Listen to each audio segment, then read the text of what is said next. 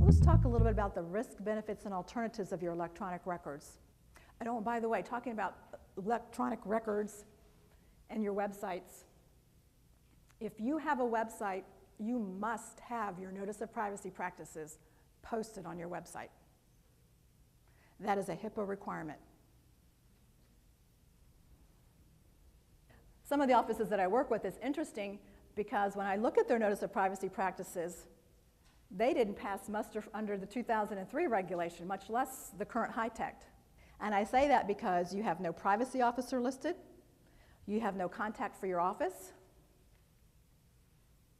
you might have the Department of Health and Human Services listed there, which is also required, but wouldn't you rather have a patient contact you if they have a privacy complaint or privacy concern? So put that information on your Notice of Privacy Practices. A couple of key points that I want to share with you on HITECH. HITECH put the teeth in HIPAA. We now have fines. We now see that business associates, such as myself, when I go in to do record audits, we do a business associate agreement, that I am liable under the same regulations that you are for maintaining that privacy. So think of your business associates in your practice. Your IT person, does your CPA have access to your patient accounts with information other than just your practice numbers? And whoever else you might be sharing that information with. We can all be fined and sent to prison for disseminating that patient information incorrectly. As a matter of fact, at least one healthcare worker has already gone to federal prison. Last year, there was a research worker at UCLA who decided to look into some of the health records of some of the well-known Hollywood celebrities and spent 4 months in federal prison as a result of breaching records. In the future, you will be able to audit your own records in your office to find out, did anybody breach them inappropriately? They conduct those types of audits now in hospitals.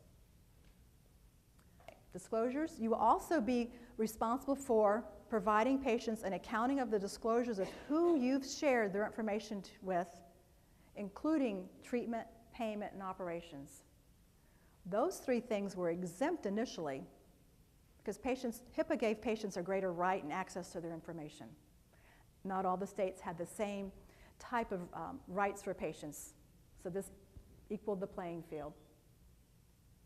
But initially, anything that you disclosed for treatment, payment, or operations did not have to be disclosed to the patient. It was things that were out of the ordinary. Disclosures through attorneys or other third parties.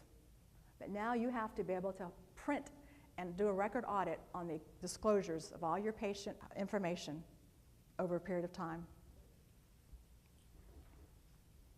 The next area regarding the HITECH Act is breach notification of protected health information, PHI.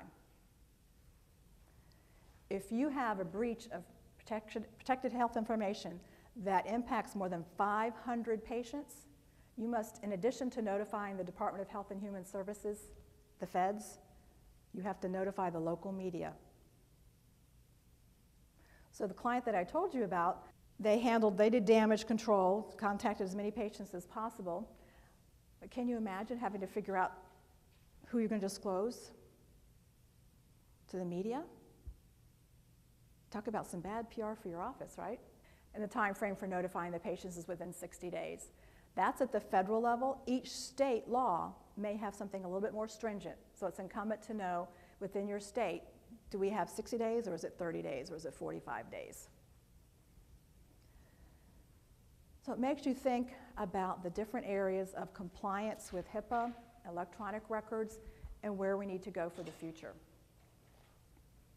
We know we're headed in that direction of continuing forward with electronic records and improvement of the software systems.